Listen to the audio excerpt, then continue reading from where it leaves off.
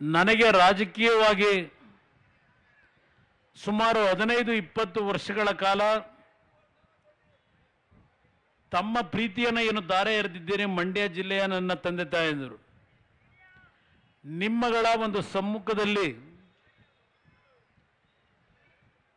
ನಾನೇನು ನಿರೀಕ್ಷೆ ಮಾಡಿರಲಿಲ್ಲ. ಇವತ್ತು ಅಧಿಕೃತವಾಗಿ ನಮ್ಮ ಒಂದು ಪಕ್ಷದ ಅಭ್ಯರ್ಥಿಯ ಘೋಷಣೆಗೇನು ಬಂದಿದ್ದೇವೆ, ವೇದಿಕೆ ಮೇಲೆ ನಮ್ಮ ರಾಷ್ಟ್ರೀಯ ಅಧ್ಯಕ್ಷರು ಉಪಸ್ಥಿತರಿದ್ದು ಈಗಾಗಲೇ ಅವರ ಕೆಲವಾರು ಭಾವನೆಗಳನ್ನು ಏನು ವ್ಯಕ್ತಪಡಿಸಿದ್ದಾರೆ. ಜಿಲ್ಲೆಯ ಮಂಡ್ಯ ಲೋಕಸಭಾ ಕ್ಷೇತ್ರದ 3 ಜನ ಮಂತ್ರಿಗಳು ಈ ಒಂದು ಸಭೆಯಲ್ಲಿ ಭಾಗವಹಿಸಿದ್ದಾರೆ. ಮಂಡ್ಯದ ಎಲ್ಲ ನನ್ನ ಶಾಸಕ ಮಿತ್ರರು ಎಲ್ಲರೂ ಈ ಸಭೆಯಲ್ಲಿದ್ದಾರೆ.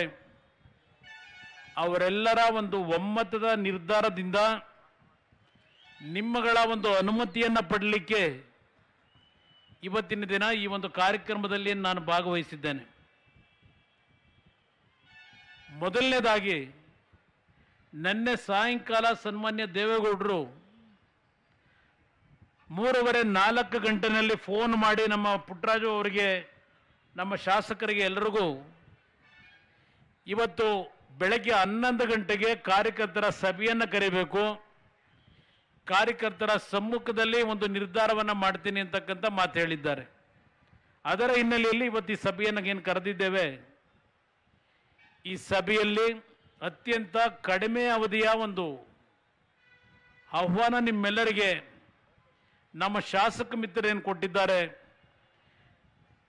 ಈ ಸಭೆಯಲ್ಲಿ ಭಾಗವಹಿಸಿರ್ತಕ್ಕಂಥ ಪಕ್ಷದ ಎಲ್ಲ ನನ್ನ ತಂದೆ ತಾಯಂದಿರು, ಯುವಕರಿಗೆ ಮೊದಲನೇದಾಗಿ ನನ್ನ ಹೃದಯ ತುಂಬಿದ ವಂದನೆಗಳನ್ನು ಸಲ್ಲಿಸಲಿಕ್ಕೆ ಬಯಸ್ತಾ ಇದ್ದೇನೆ.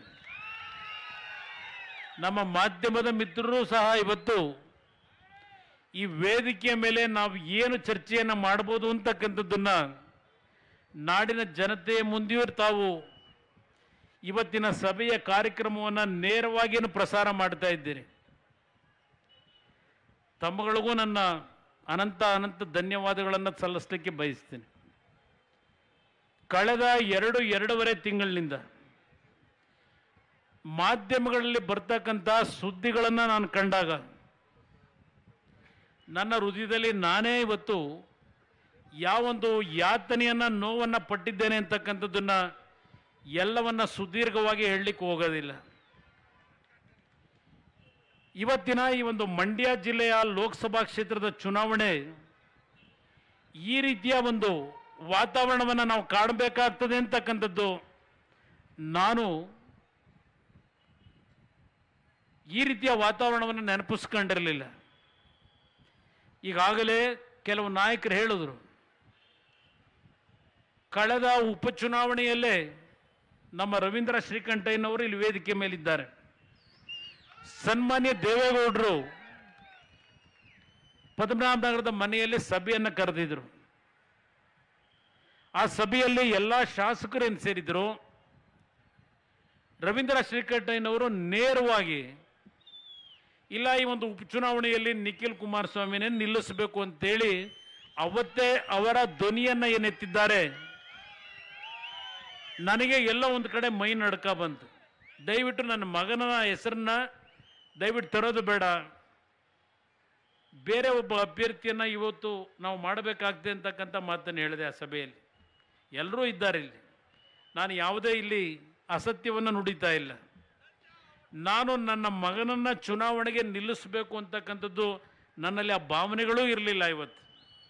ಆದರೆ ನನ್ನ ಮಾಧ್ಯಮದ ಮಿತ್ರರು ಯಾವ ಕಾರಣಕ್ಕೋಸ್ಕರವಾಗಿ ಇವತ್ತು ಈ ಒಂದು ಕ್ಷೇತ್ರದ ಬಗ್ಗೆ ಅತ್ಯಂತ ಮಹತ್ವವನ್ನು ಕೊಟ್ಟು ಕಳೆದ 2 ತಿಂಗಳಿಂದ ನಿರಂತರವಾಗಿ ಪ್ರತಿದಿನ ಒಂದಲ್ಲ ಒಂದು ಚಾನಲ್ಗಳಲ್ಲಿ 2-3 ರೀತಿಯ ಎಪಿಸೋಡ್ಗಳನ್ನು ಮಾಡ್ತಕ್ಕಂಥದ್ದು, ದೇವೇಗೌಡರ ಹೆಸರನ್ನ ತಂದಂಥದ್ದು, ನನ್ನ ಹೆಸರನ್ನ ತಂದಂಥದ್ದು, ನಮ್ಮ ಕುಟುಂಬದ ಹೆಸರನ್ನ ತಂದಂಥದ್ದು, ಇದೆಲ್ಲ ಏನಿದೆ ಇದೆಲ್ಲವನ್ನು ನಾನು ಸೂಕ್ಷ್ಮವಾಗಿ ಗಮನಿಸಿದ್ದೇನೆ.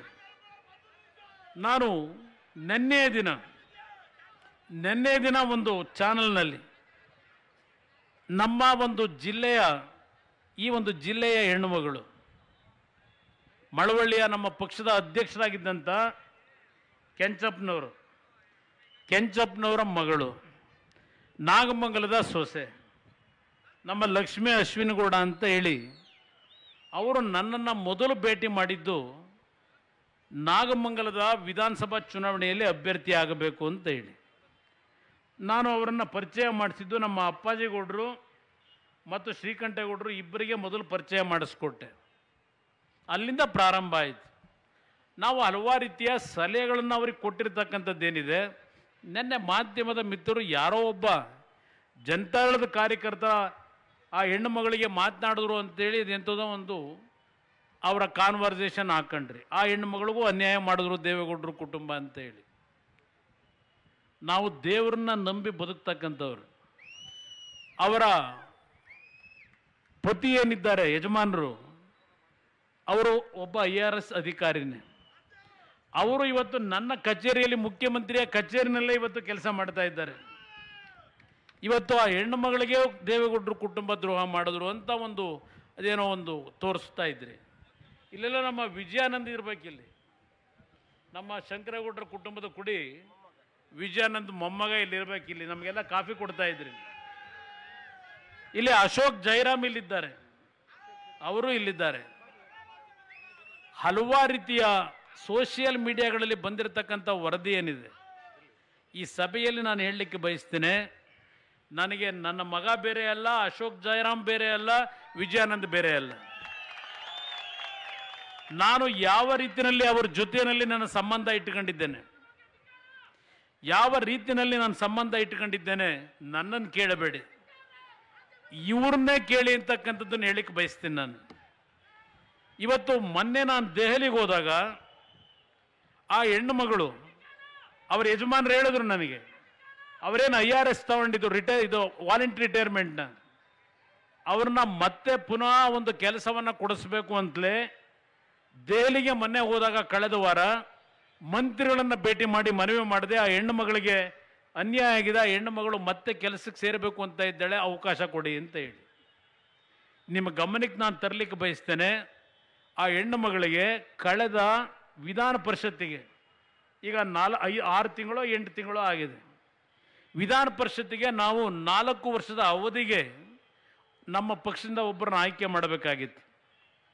ನಾನು ಆ ಹೆಣ್ಣು ಮಗಳಿಗೆ ದಯವಿಟ್ಟು ನೋಡಮ್ಮ, ಒಂದು ಅನುಭವ ಆಗಲಿ, ನೀನು MLCಗೆ ಅರ್ಜಿ ಹಾಕು, ನಿನಗೆ MLCಯ ಸ್ಥಾನವನ್ನು ಕೊಡ್ತೀವಿ ಅಂತಕ್ಕಂಥ ಮಾತನ್ನು ಆ ಹೆಣ್ಣು ಮಗಳಿಗೆ ಹೇಳಿ, ನನ್ನ ಸ್ವಂತ ತಂಗಿಗಿಂತಲೂ ಹೆಚ್ಚಾಗಿ ನಾನಿವತ್ತು ಗೌರವ ಕೊಟ್ಟಿದ್ದೇನೆ. ನಾನು ಅನ್ಯಾಯ ಮಾಡಿಲ್ಲ. ಇವತ್ತು ಈ ರೀತಿಯ ಅಪಪ್ರಚಾರಗಳನ್ನು ಮಾಡಬೇಡಿ. ನಾನು ಅತ್ಯಂತ ಭಾವನಾತ್ಮಕವಾದಂಥ ಜೀವಿ ಅನ್ನೋದನ್ನು ಹೇಳಲಿಕ್ಕೆ ಬಯಸ್ತೀನಿ. ಆ ಹೆಣ್ಣು ಮಗಳು ಒಪ್ಪಲಿಲ್ಲ. ಅವತ್ತು ಒಪ್ಪಿದರೆ ಇವತ್ತು MLC ಆಗಿರ್ತಾ ಇದರಲ್ಲಿ ನಾವು ಅನ್ಯಾಯ ಮಾಡಿಲ್ಲ. ಇಲ್ಲಿ ಕೂತಿದ್ದಾರೆ ನನ್ನ ಅಕ್ಕನ ಸಮನಾಗಿರ್ತಕ್ಕಂಥ ನಮ್ಮ ಕಲ್ಪನಾ ಸಿದ್ದರಾಜು ಅವರು. ನಾವು ತಮ್ಮಣ್ಣವರು ನಮ್ಮ ನೆಂಟರಿದ್ದರು, ಅವರ ವಿರುದ್ಧವೇ ಅವ್ರನ್ನ ಅಭ್ಯರ್ಥಿ ಮಾಡಿ ಆ ಚುನಾವಣೆಯಲ್ಲಿ ಯಾವ ರೀತಿ ಕೆಲಸ ಮಾಡಿ ಅವರನ್ನು ಶಾಸಕರನ್ನಾಗಿ ಆಯ್ಕೆ ಮಾಡಲಿಕ್ಕೆ ಅಳಿಲು ಸೇವೆಯನ್ನು ಕೊಟ್ಟಿದ್ದೇವೆ. ಇವತ್ತು ಅರ್ಥ ಮಾಡ್ಕೋಬೇಕು. ನಮ್ಮ ಈ ಶಿವರಾಮೇಗೌಡರಲ್ಲಿ ಏನೋ ಭಾಷಣ ಮಾಡಿದ್ರು ಅಂತ ಹೊಡಿತಾ ಇದ್ದೀರಿ. ಅವರಿಗೆ ಶಿವರಾಮೇಗೌಡರಿಗೆ ಮಾತನಾಡ್ತಕ್ಕಂಥ ಒಂದು ಉದ್ವೇಗದಲ್ಲಿ ನಾನು ಏನೇನು ಪದ ಬಳಕೆ ಮಾಡ್ತೀನಿ ಅನ್ನೋದೇ ಮರ್ತೋಗ್ಬಿಡ್ತದೆ. ನನ್ನ ರೀತಿಯಲ್ಲೇ ನಿಮ್ಮ ಒಂದು ಪ್ರೀತಿಯನ್ನು ಗಳಿಸ್ತೇನೆ. ನಿಮ್ಮ ಮನೆ ಮಗನಾಗಿ ಇವತ್ತು ನಿಮ್ಮ ಕಷ್ಟ ಸುಖಗಳಲ್ಲಿ, ನಿಮ್ಮ ನೋವು ನಲಿವುಗಳಲ್ಲಿ ನಿಮ್ಮ ಜೊತೆಯಲ್ಲಿ ಬೆರಿತಾನೆ ಅಂತಕ್ಕಂಥ ಒಂದು ವಿಶ್ವಾಸದಿಂದ ನಮ್ಮ ಶಾಸಕ ಮಿತ್ರಗಳ ಒತ್ತಡಕ್ಕೆ ಮಣಿದು ಈ ತೀರ್ಮಾನ ಏನು ಮಾಡಿದ್ದೇನೆ. ಕುಟುಂಬ ರಾಜಕಾರಣ ಪಾಪ ಹೇಳ್ತಾರೆ. ಮಹಾರಾಷ್ಟ್ರಕ್ಕೆ ಹೋಗಿ ಶರದ್ ಪವಾರ್ ಅವರ ತಮ್ಮ ಇವತ್ತು MP ಮಂತ್ರಿಗಳು ಇದ್ದರು. ಅವರಿಬ್ಬರು ಮಕ್ಕಳು ಇವತ್ತು ಚುನಾವಣೆಗೆ ನಿಲ್ತಾರೆ. ಶರದ್ ಪವಾರ್ ಮಗಳಿಗಾಗಲೇ ಒಬ್ಬರು ಇದ್ದಾರೆ. ತಮಿಳುನಾಡಿಗೆ ಹೋಗಿ ಅಲ್ಲೇನಿದೆ ಪರಿಸ್ಥಿತಿ, ಅಲ್ಲಿಂದ ಉತ್ತರ ಪ್ರದೇಶಕ್ಕೆ ಹೋಗಿ ಅಲ್ಲೇನಿದೆ ಪರಿಸ್ಥಿತಿ. ಇವತ್ತು ಕರ್ನಾಟಕ ರಾಜ್ಯದಲ್ಲಿ ಕಾಂಗ್ರೆಸ್ಸು BJPಯನ್ನು ಹೊರತುಪಡಿಸಿ ಈ ಪಕ್ಷ ಇನ್ನೂ ಉಳಿದಿದ್ರೆ ಜನತಾದಳ ಅಂತಕ್ಕಂಥದ್ದು ಯಾರಿಂದ ಉಳಿದಿದೆ ದಯವಿಟ್ಟು ನೀವೇ ಯೋಚನೆ ಮಾಡಿ. ಇಲ್ಲಿ ಕೂತಿದ್ದಾರೆ, ಇವರು ಉಳಿಸಿ ಬೆಳೆಸಿರ್ತಕ್ಕಂಥ ಪಕ್ಷ ಇದು. ಇವ್ರು ಇಲ್ಲದೆ ಹೋಗಿದ್ರೆ ಈ ಪಕ್ಷ ಯಾವತ್ತೋ ಹೊಟ್ಟೋಗಿರೋದು. ನಮ್ಮ ಕಣ್ಣು ಮುಂದೆ ಇವತ್ತು ಅವ್ರು ಬೆಳೆಸಿರ್ತಕ್ಕಂಥ ಪಕ್ಷ ಯಾವುದೋ ದೇವ್ರ ಇಚ್ಛೆ. ನಾನು ರಾಜಕೀಯಕ್ಕೆ ಬರಬೇಕು ಅಂತ ಇದ್ದವನಲ್ಲ. ಒಂದು ಮಾತು ನಿಮಗೆ ಜ್ಞಾಪಕ ಮಾಡಿಕೊಡ್ಲಿಕ್ಕೆ ಬಯಸ್ತೀನಿ. ಕೆಲವರು ಹೇಳ್ತಾರೆ ವಾಟ್ಸಪ್ಪಲ್ಲಿ, ಕಾವೇರಿಗೆ ಏನು ಮಾಡಿಬಿಟ್ರು ದೇವೇಗೌಡರು ಅಪ್ಪ ಮಕ್ಕಳು ಅಂತೇಳಿ. ಪುಟ್ಟರಾಜಣ್ಣ ಮೊದಲು ಬಹುಶಃ ರಾಜಕಾರಣಕ್ಕೆ ಎಂಟ್ರಾಗಿದ್ದು, ಇಲ್ಲೆಲ್ಲೋ ನಿಮ್ಮ ಬೂದ್ನವ್ರನ್ನ ಶಿವಾನಂದ್ ನಮ್ಮ ಜೊತೆಯಲ್ಲಿ ಇಲ್ಲ, ಇವತ್ತು ಕಾಂಗ್ರೆಸ್ ಪಕ್ಷದಲ್ಲಿದ್ದಾರೆ. ದೇವೇಗೌಡರು ಶಿವಾನಂದ್ ಮನೆ ಒಳಗೆ ಕಾವೇರಿಯ ಒಂದು ಟ್ರಿಬ್ಯುನಲ್ನ ಒಂದು ತೀರ್ಪೇನು ಕೊಟ್ಟಿದ್ರಾಗ 91ರಲ್ಲಿ ಮಧ್ಯಂತರ ತೀರ್ಪನ್ನು. ಅದರ ವಿರುದ್ಧ ಮೈಸೂರಿನಲ್ಲಿ ಒಂದು ದೊಡ್ಡ ಸಭೆಯನ್ನು ಮಾಡಿ ಸುಪ್ರೀಂ ಕೋರ್ಟ್ ಮುಂದೆ ಅವತ್ತು ಆ ತೀರ್ಪಿನ ವಿರುದ್ಧ ಇವತ್ತು ಅಪೀಲ್ ಹಾಕಬೇಕಾಗಿತ್ತು. ಇದೇ ಸಿದ್ದಯ್ಯ ಪುರಾಣಿಕು ನಿಜಲಿಂಗಪ್ಪನವ್ರನ್ನ ಕರೆಸಿ ಸಭೆ ಮಾಡಿದ್ರು. ಅವತ್ತೇ ಪುಟ್ಟರಾಜು ಲಾರಿನ ಸಪ್ಲೈ ಮಾಡ್ಲಿಕ್ಕೆ ಬಂದ. ಅವತ್ತು ಇಲ್ಲಿಂದ ಜನ ಹೊಡೆಯೋಕ್ಕೆ ಮಂಡ್ಯದಿಂದ ಮೈಸೂರಿಗೆ. ಅವತ್ತು ಯಾವ ಮೈಸೂರನ್ನ ನಾನು ಹಂಚಿಕೆದಾರನಾಗಿ ಚಿತ್ರರಂಗದಲ್ಲಿ ನನ್ನ ಜೀವನ ಏನು ಮಾಡ್ತಾ ಇದ್ದೆ, ಅವತ್ತಿನ ಸಂಪೂರ್ಣ ಗಳಿಕೆ ಏನಿತ್ತು ಆ ಚನ್ನಾಂಬಿಕಾ ಫಿಲಮ್ಸ್ನಲ್ಲಿ, ಮಂಡ್ಯ ಜಿಲ್ಲೆಯ ನನ್ನ ರೈತರ ಪರವಾಗಿ ದೇವೇಗೌಡರ ಹೋರಾಟ ಏನಿತ್ತು, ಈ ಕಾವೇರಿ ನೀರನ್ನ ಉಳಿಸಬೇಕು ಅಂತ ಹೇಳಿ, ಅವತ್ತಿನ ಆದಾಯ 2 ಲಕ್ಷ ರೂಪಾಯಿಗಳನ್ನು ಪೇಪರ್ನಲ್ಲಿ ಸುತ್ತಕೊಂಡು ತಂದು ಶಿವಾನಂದ ಮನೆಯೊಳಗೆ ಅವತ್ತು ಏನು ನಾನು ಈ ಒಂದು ಜಿಲ್ಲೆಯ ಜನತೆಯ ಒಂದು ಹೋರಾಟಕ್ಕೆ ಸಣ್ಣ ಕಾಣಿಕೆ ಕೊಟ್ಟೆ. 91ರಲ್ಲಿ ನಾನು ರಾಜಕೀಯಕ್ಕೆ ಬರ್ತೀನಿ ಅಂತ ಕನಸು ಕಂಡಿದ್ನ. ನನಗೂ ರಾಜಕೀಯಕ್ಕೂ ಸಂಬಂಧ ಇರಲಿಲ್ಲ. ಆದರೆ ಈ ಜಿಲ್ಲೆಯ ಜನತೆಯ ಬಗ್ಗೆ ನನ್ನ ತಂದೆ ಹೋರಾಟ ಏನಿದೆ, ಅವ್ರ ಜೊತೆಯಲ್ಲಿ ನಾವು ಸ್ವಲ್ಪ ಅಳಿಲು ಸೇವೆಯನ್ನು ಮಾಡ್ತಕ್ಕಂಥದ್ರಲ್ಲಿ ಇಲ್ಲಿರ್ತಕ್ಕಂಥ ನಾವೆಲ್ಲರೂ ಈ ಜಿಲ್ಲೆಯ ಒಂದು ಸಮಸ್ಯೆಗಳಿಗೆ ಸ್ಪಂದಿಸಿದ್ದೇವೆ. ನಿಮ್ಮ ತೀರ್ಮಾನ, ನಾನು ಏನೂ ಹೇಳಲಿಕ್ಕೆ ಹೋಗೋದಿಲ್ಲ. ಇಲ್ಲಿ ಹಣದಿಂದ ನಾವು ಚುನಾವಣೆ ಗೆಲ್ಲಕ್ಕಾಗೋದಿಲ್ಲ, ನಿಮ್ಮ ಪ್ರೀತಿ ವಿಶ್ವಾಸದಿಂದ ಗೆಲ್ಲಕ್ಕೆ ಸಾಧ್ಯ ಆಗ್ತದೆ. ನಾನು ಮುಸಲ್ಮಾನ್ ತಾಯಂದ್ರು ಕೂತಿದ್ದೀರಿ, ನಿಮ್ಮಗಳ ಕಷ್ಟಗಳೇನು ಗೊತ್ತಿದೆ, ಮನೆಗಳಿಲ್ಲ ವಾಸಕ್ಕೆ. ಇವತ್ತು ಹಲವಾರು ರೀತಿಯ ಯೋಜನೆಗಳಿಗೆ ಚಾಲನೆಯನ್ನು ಕೊಟ್ಟಿದ್ದೇನೆ. ಮುಂದೆ ಬಂದಾಗ ಹೇಳ್ತೀನಿ ಏನೇನು ಕಾರ್ಯಕ್ರಮಗಳನ್ನು ನನ್ನ ರೈತರು ಕೇವಲ ಸಾಲ ಮನ್ನಾದಿಂದ ಬದುಕಲಿಕ್ಕೆ ಆಗೋದಿಲ್ಲ, ನನ್ನ ರೈತರ ಒಂದು ಕೃಷಿ ಪದ್ಧತಿಗಳನ್ನು ಯಾವ ರೀತಿ ಬದಲಾವಣೆಯನ್ನು ತರಲಿಕ್ಕೆ ಹೊರಟಿದ್ದೇನೆ. ಇವತ್ತು ದೇವೇಗೌಡರ ಶಕ್ತಿಯನ್ನು ಇವತ್ತು ಕಡೆಗಣಿಸಬೇಡಿ. ನೀವು ಕೊಟ್ಟಿರ್ತಕ್ಕಂಥ ಶಕ್ತಿ ಅವರಿಗೆ. ದೆಹಲಿಗೆ ಹೋದರೆ ದೇವೇಗೌಡರಿಗೆ ಅವರು ಕೊಡ್ತಕ್ಕಂಥ ದೆಹಲಿಯ ನಾಯಕರ ಗೌರವ ಏನಿದೆ, ಅವರ ಬಗ್ಗೆ ಭಯಭಕ್ತಿ ಏನಿದೆ, ಅದಕ್ಕೆ ಶಕ್ತಿಯನ್ನು ತುಂಬಿರ್ತಕ್ಕಂಥವ್ರು ನೀವು. ಅವರ ಕೊನೆಯ ಒಂದು ಹೋರಾಟದಲ್ಲಿ ಇವತ್ತು ನೀವು ಅವ್ರನ್ನ ಉಳಿಸ್ಕೊಂಡ್ರೆ ಈ ಕರ್ನಾಟಕ ರಾಜ್ಯದ ಹಲವಾರು ಸಮಸ್ಯೆಗಳಿಗೆ ಉತ್ತರ ದೊರಕುತ್ತದೆ. ಇವತ್ತು ಕನ್ನಡಿಗರಾಗಿ ಅವರು ಪ್ರಧಾನಮಂತ್ರಿ ಆಗೋದು ಬಿಡೋದು ದೇವರಿಚ್ಛೆ ಅದು ಮುಂದಿನ ಚುನಾವಣೆಯಲ್ಲಿ. ಆದರೆ ಅವರು ಹೇಳಿದಂಥವ್ರು ಒಬ್ಬರು ಪ್ರಧಾನಮಂತ್ರಿ ಆಗ್ತಕ್ಕಂಥ ಶಕ್ತಿ ಅವರಿಗೆ ಬರಬೇಕಾದರೆ ನಿಮ್ಮ ಕೈಲಿದೆ ಆ ಶಕ್ತಿ, ಕನ್ನಡ ನಾಡಿನ ಜನತೆಯ ಕೈನಲ್ಲಿ. ಇವತ್ತು ಕಾಂಗ್ರೆಸ್ಸು ಮತ್ತು JDSನ ಒಂದು ಒಟ್ಟಾರೆ ಚುನಾವಣೆಯನ್ನು ನಡೆಸ್ತಾ ಇದ್ದೇವೆ. ಇವತ್ತು 28ಕ್ಕೆ 28 ಸ್ಥಾನಗಳನ್ನು ಕರ್ನಾಟಕದ ನಾಡಿನ ಜನತೆ ಇವತ್ತು ಅವರ ಕೈಯಲ್ಲಿ ಕೊಟ್ಟರೆ ಕರ್ನಾಟಕದ ಎಲ್ಲ ರೀತಿಯ ಸಮಸ್ಯೆಗಳಿಗೆ ಪರಿಹಾರವನ್ನು ತರಲಿಕ್ಕೆ ಇವತ್ತು ನೀವು ಅವರಿಗೆ ಶಕ್ತಿಯನ್ನು ದಾರೆ ಎರೀರಿ. ಆ ಋಣವನ್ನು ದೇವೇಗೌಡರು ನಿಮಗೆ ತೀರಿಸ್ಕೊಡ್ತಾರೆ. ಇಲ್ಲಿ ಒಬ್ಬ MP ಕಳಿಸ್ತಕ್ಕಂಥದ್ದು ಮುಖ್ಯ ಅಲ್ಲ. ಅವತ್ತು 16 ಜನ ಶಾಸಕರನ್ನ ಲೋಕಸಭಾ ಸದಸ್ಯರನ್ನ ಆಯ್ಕೆ ಮಾಡಿ ದೇವೇಗೌಡರ ನಾಯಕತ್ವದಲ್ಲಿ ಕಳಿಸಿದಾಗ ದೇವೇಗೌಡರೇ ಪ್ರಧಾನಮಂತ್ರಿಗಳಾದರು. ಅದರಿಂದ ಕರ್ನಾಟಕಕ್ಕೆ ಸಿಕ್ತಂಥ ಹಲವಾರು ರೀತಿಯ ಕೊಡುಗೆ, ಇದನ್ನು ಈ ನಾಡಿನ ಜನತೆ ಮರಿಬೇಡಿ ಅಂತಕ್ಕಂಥದ್ದನ್ನು ಹೇಳಲಿಕ್ಕೆ ಬಯಸ್ತೀನಿ. ಇವತ್ತಿನ ನನ್ನ ಮಾಧ್ಯಮದ ಮಿತ್ರರಿಗೆ ಮನವಿ ಮಾಡೋದು, ಬಹುಶಃ ದೇವೇಗೌಡರ ರಾಜಕಾರಣ ಶುರುವಾದಾಗ ಇಲ್ಲಿರ್ತಕ್ಕಂಥ ಈಗಿನ ಹಲವಾರು ಮಾಧ್ಯಮದ ಮಿತ್ರರು ಜನಮನೆ ತಾಳಿರಲಿಲ್ಲ ಅನ್ನೋದು ನನ್ನ ಅಭಿಪ್ರಾಯ. ಅವರ ಹೋರಾಟದ ಬಗ್ಗೆ ಅವರ ಈ ಕರ್ನಾಟಕಕ್ಕೆ ಕೊಟ್ಟಂಥ ಕೊಡುಗೆಯ ಬಗ್ಗೆ ಲಘುವಾಗಿ ಮಾತನಾಡಬೇಡಿ. ನಾನು ನನ್ನ ತಂದೆ ಅಂತಕ್ಕಂಥ ಮಾತನ್ನು ಹೇಳೋದಿಲ್ಲ. ಅವ್ರು ಪಟ್ಟಿರ್ತಕ್ಕಂಥ ನೋವನ್ನು ನಾನು ಹತ್ತಿರದಿಂದ ಕಂಡಿದ್ದೇನೆ. ನೆನ್ನೆ ಅವ್ರ ಕಣ್ಣಲ್ಲಿ ನೀರು ಹಾಕಿರ್ತಕ್ಕಂಥದ್ದು ಅಲ್ಲೇನೋ ಹಾಸನದ ಜನತೆಯನ್ನು ಮರಳು ಮಾಡಬೇಕು ಅಂತ ಅಲ್ಲ. ಇವತ್ತು ನಾನೇ ಅದ್ರ ಕಣ್ಣಲ್ಲಿ ನೀರು ಹಾಕೋದನ್ನ ನೀವಿಲ್ಲಿ ಕೂಗ್ತಾ ಇದ್ದೀರಿ. ಇವತ್ತು ನೀವು ತೋರಿಸ್ತಾ ಇರತಕ್ಕಂಥ ಪ್ರೀತಿಗೆ ನನ್ನ ಹೃದಯದಲ್ಲಿ ಏನು ನಾನು ಆ ಒಂದು ಸಂತೋಷದ ಆ ಒಂದು ಕ್ಷಣಗಳನ್ನು ನಾನು ಕಂಡ್ರು. ನಾನು ಕಣ್ಣಲ್ಲಿ ನೀರು ಹಾಕಬಾರ್ದು ಇನ್ನು ಮುಂದಿನ ಸಭೆಗಳಲ್ಲಿ ಅಂತ ತೀರ್ಮಾನ ಯಾಕೆ ಮಾಡಿದ್ದೇನೆ. ನಾನು ಈ ನಾಡಿನ ಮುಖ್ಯಮಂತ್ರಿ ಆದಾಗ ನನ್ನ ಪಕ್ಷದ ಕಚೇರಿಯಲ್ಲಿ ಒಂದು ಸಭೆಯಲ್ಲಿ ಭಾಗವಹಿಸಿದಾಗ ಒಂದು ಮಾತು ಹೇಳಿದೆ. ಇವತ್ತು ನಾನು ಮುಖ್ಯಮಂತ್ರಿ ಆಗಿರೋದನ್ನು ನನ್ನ ಜನವೇ ಇವತ್ತು ಎಲ್ಲೋ ಒಂದು ಕಡೆ ಸಂತೋಷದಿಂದ ಒಪ್ಪಿಗೆ ಕೊಟ್ಟಿಲ್ಲ. ವಿಷಕಂಠನಾಗಿದ್ದೇನೆ ಅಂತಕ್ಕಂಥ ಪದ ಬಳಸ್ತೆ.